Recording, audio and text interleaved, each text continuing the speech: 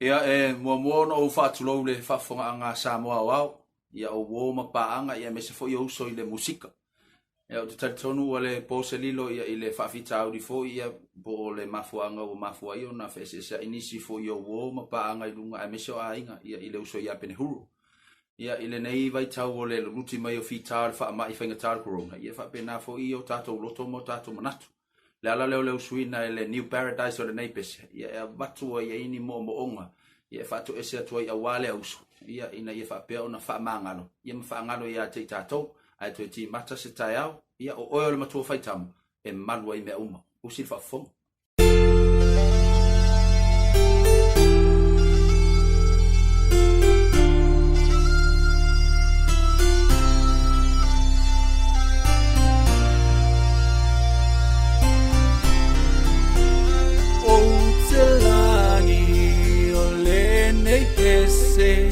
O te tatalo ai ma whaato ese